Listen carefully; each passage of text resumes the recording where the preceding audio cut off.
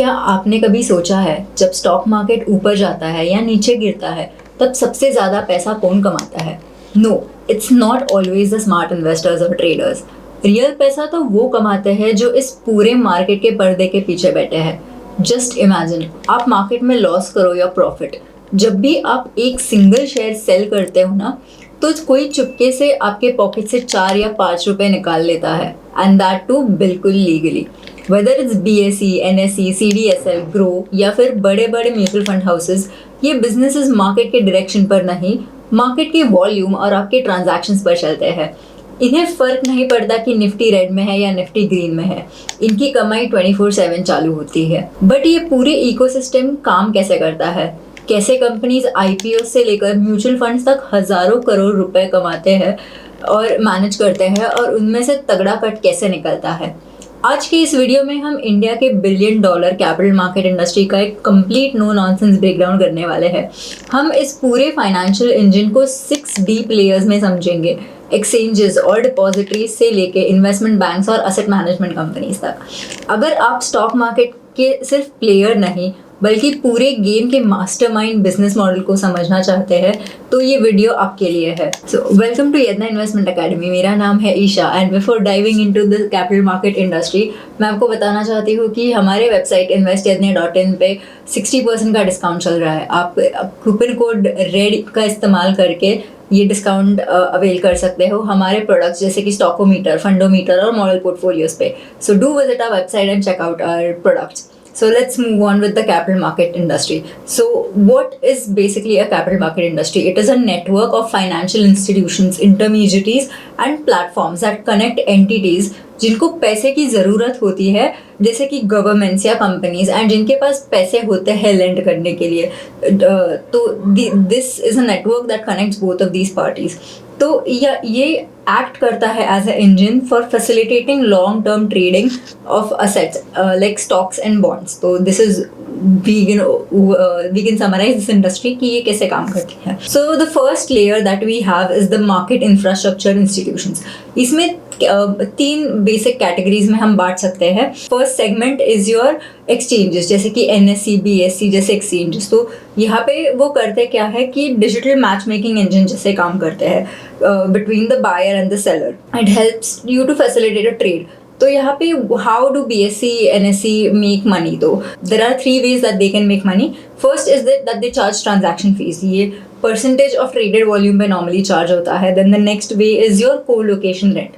तो यहाँ पे सर्वर स्पेस रेंट पे दिया जाता है for to high frequency traders. तो यहाँ पे they normally charge them a fixed rent for having server space for low latency, यानी कि इनके trades can be executed faster. So that is another mechanism how they can make money. Then the third is the listing fees. ये companies को charge करता है थोड़ा सा amount, annual fee from the listed companies, ताकि इनके जो shares है वो tradable रहे इनके exchanges पर. Second is your depositories, यानी कि NSDL, CDSL, आपने इस नाम सुने होंगे। CDSL यानी कि Central Depository Securities Limited and NSDL is a National Depository Securities. तो यहाँ पे These are basically your electronic ledgers, जहाँ पे आपके शेयर स्टोर किए जा सकते हैं। You can imagine it as like that. तो आपका जो डीमैट अकाउंट है, आप उस पर जाते हो तो आप शेयर्स लेते हो, वो शेयर्स अल्टीमेटली डिपॉजिटरी में स्टोर्ड होते हैं। Those are not available या फिर those are not stored on the either on the stock exchanges या फिर stock brokers पे। they are deposited in they are stored in the depositories. तो यहाँ पे how do depositories make money? तो they charge a flat fee per security sale, which is also called the debit charges. Next, they charge an annual fee AMC की तरह, ये per account amount collect होती है. Then the third is corporate actions. यहाँ पे dividends process करना, bonuses, splits process करने से ये पैसे कमाते हैं. Next is your clearing corporations. यहाँ पे clearing corporations मतलब they act as a counterparty that guarantees settlement. मतलब buyer और seller में जो transaction हुआ है उसका default ना हो, इसकी ये guarantee लेता है. तो यहाँ पे clearing corporations make money by charging settlement fees. यहाँ पे fee for trade agreement usually charge किया जाता है, या फिर ट्रेजरी इनकम से भी ये पैसे कमाते हैं, या इनकम मार्जिन फंड्स से दे can make money. So the next layer that we have in this ecosystem is your transaction and distribution layer. यहाँ पे stock brokers और wealth management platforms जैसे segments है। तो यहाँ पे stock brokers you must all know कि आप क्लाइंट्स होते हैं ब्रोकर्स के, अल्टीमेटली स्टॉक एक्सचेंजेस से ट्रांजैक्शन होता है. तो these are basically act as the regulated intermediaries for onboarding and execution. तो यहाँ पे how do stock brokers make money? तो they charge a flat brokerage. First way is that यहाँ पे फ्लैट फी पर ऑर्डर चार्ज की जाती है. Next is the margin trading facility. यहाँ पे अगर किसी के पास पैसे नहीं है स्टॉक्स खरीदने के लिए, so they finance up to 75% of that capital, but they also charge 12% interest rate. तो ये इंटरेस्ट रेट की तरफ से पैसे कमाते हैं. Next is your wealth management platforms. Wealth management platforms are nothing but your but an organisation that plans financial planning करती है या फिर एडवाइजरी देती है फिर HNIs and ultra HNIs high net worth individuals के लिए. तो they normally charge annual recurring revenue model होता है इनका. ये एडवाइजरी फी लेते हैं based on the assets under management that they have under them. This is normally 0.5 to 1% per annum. Next is they earn by transactional and distribution commission. तो यहाँ पे private real estate, structured notes, unlisted corporate bonds पे ये commission कमाते हैं. And they have high upfront cuts. This is another way of making money for them. The next layer is your capital raising and advisory. यहाँ पे investment banks and merchant banks यानी कि organizations that help companies in listing, IPOs में help करते हैं, इनको corporate debt raise करना है उसमें help करते हैं. Institutional funds यानी कि QIPs, they also help with that. They act as bankers and also in mergers and acquisitions. तो यहाँ पे they charge success fees based on the deal size. जितनी deal size है उसका normally 1.5 से 3% तक इनके success fees रहते हैं. So this is how this layer makes money. The fourth layer is your asset and investment manufacturers. यहाँ पे AMCs यानी कि asset management companies या mutual funds and alternative investment funds and PMS ये से दो बड़े segments है. यहाँ पे AMCs इनका core function क्या है? तो ये public money जो है वो pool करती है in a diversified fund which is managed by specialized teams and they make money by charging management fees on that. तो यहाँ पे expense ratio इसको नॉर्मली कहा जाता है. तो that is usually deducted from your fund assets and normally 1 to 2.25% में ये इक्विटीज या फिर म्यूचुअल फंड्स का यहाँ पे एक्सपेंस रेशो रहता है. Next is your alternative investment funds and your PMS. यहाँ पे also it's a bit similar, but यहाँ पे क्या होता है कि these are exclusive funds for large and wealthy investors.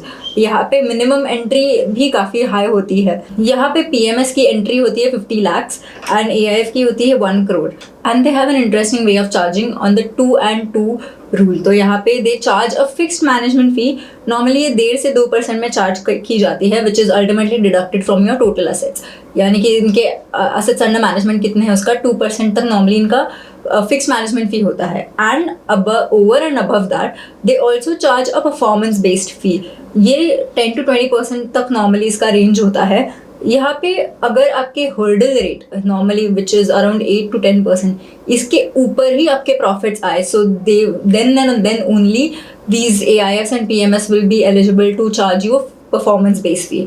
तो अगर हर्डल रेट से कम अगर आपके रिटर्न्स आए तो they can't charge you performance fees. अगर ऊपर आए तो they can charge you performance fees up to 20%. So this is the basic 2 and 20 rule. So till now in this video we've discussed what the ecosystem is based on. We've seen the 4 core layers of this industry. आगे जाके मैं video में comparative landscape में और 2 ऐसे layers discuss करने वाली हूँ which act as a supporting pillars to this industry. So stick till the end to find out what these 2 additional layers are. So now that we've seen the ecosystem, let's move on to what are some of the growth levers and the risks involved in this industry. तो यहाँ पे first and foremost we have the growth lever, which is a strong economic growth. India has recently seen very strong economic growth and it is also poised to grow even further with rising disposable income and income levels. Next growth lever is financialization of savings. यहाँ पे पहले India में क्या होता था, normally people used to save money in physical assets या फिर traditional bank products से वहाँ पे पैसे सेव करते थे, but now that is moving towards financial instruments like stocks and bonds. So this acts as a trigger for this industry. More and more people will start investing in stocks and bonds. So these will contribute to this industry eventually. The next growth lever is underpenetration of mutual funds in India. Recently हमने देखा है काफ़ी growth आई है mutual funds के industry में. काफ़ी लोग SIPs करने लगे हैं, स्टॉक्स खरीदने लगे हैं, बट इसके बावजूद भी इंडिया में सिर्फ 5 to 10% पेनिट्रेशन है म्यूचुअल फंड्स का इंडिया में, versus a nation like the US has 46% penetration of mutual funds. तो यहाँ पे फंडामेंटली हम देखते हैं कि कितने कम लोग अभी भी म्यूचुअल फंड्स में पैसे इन्वेस्ट करते हैं। We have a significant growth potential in this area. Then the next growth level is ease of availability due to increased digitalization। अभी इंटरनेट के इजी एक्सेस की वजह से हम काफ़ी डिजिटलाइजेशन में चेंज कैसे आ रहा है वो देख सकते हैं। एंड यहाँ पे म्यूचुअल फंड्स की डिस्कवरी है जो काफ़ी इजी की गई है as compare to like 10 or 20 years ago, so that also acts as a tailwind for us। Then a few risks that I would like to discuss या फिर challenges। First is the market volatility। Mutual fund का जो performance है वो काफ़ी exposed है stock market के उतार चढ़ाव पे।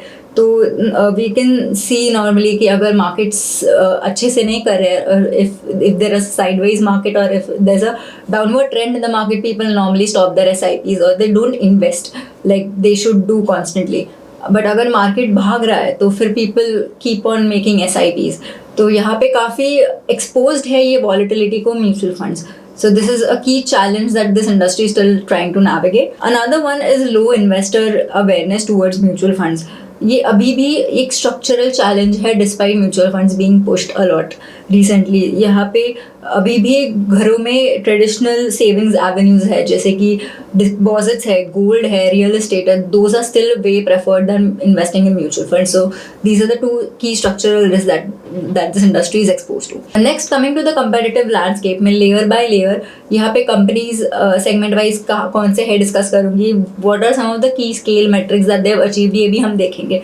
So stick till the end to find out all the companies in this industry and 2 additional layers that I've included in this, so stick till the end। So coming to the first layer which is market infrastructure institutions, यहाँ पे we've seen stock exchange में BSE, MCX, NSE जैसे players है। BSE का 2020 FY26 का net profit hit an all time high of almost 2500 crores।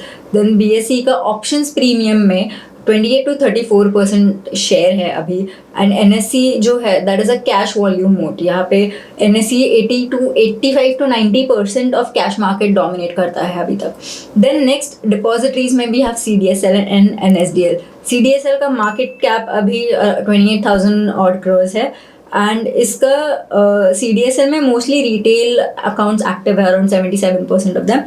Then NSDL का market cap अभी 17,000 crores का है। Next is your clearing corporations, ICCL जो एक BSE की सब्सिडरी है and NCL which is NSE subsidiary। These are unlisted players but they are scaled directly alongside the broader exchange trading volume। So these are 2 which are still unlisted in the clearing corporations। Next, coming to the second layer of transaction and distribution, यहाँ पे stock brokers में भी have prominent names like Angel One, Motilal Oswal, 5 पैसा and Grow and Zerodha। तो यहाँ पे Angel One के अभी active clients around 66 lakhs। Then Groww का भी एक्टिव बेस ऑलमोस्ट 1.3 crores का है एक्टिव यूजर्स का।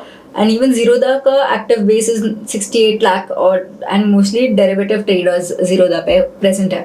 Next, coming to the wealth management platforms, यहाँ पे 361 वेल्थ मैनेजमेंट, नुवामा वेल्थ और आनंद राठी वेल्थ जैसे प्रोमिनेंट नेम्स है, हमने काफ़ी सुने हैं। Then moving on to the third layer of capital banking या फिर रेजिंग मनी, तो investment banks and merchant bankers में we heard of JM financial and Motilal Oswal. तो यहाँ पे इसका एक की फीचर ये है कि ये काफ़ी साइक्लिकल होता है। क्योंकि this also moves in tandem with the primarily bull market windows. तो अगर markets are doing well then capital raising is a bit easier. तो यहाँ पे जितना बुल मार्केट रन होता है या फिर बेयर मार्केट है तो cyclicality is a big factor over here. Next, coming to the fourth layer that is asset management companies, यहाँ पे AMCs में HDFC AMC, Nippon life India AMC, Aditya Birla and UTI AMC जैसे जाने माने नाम है।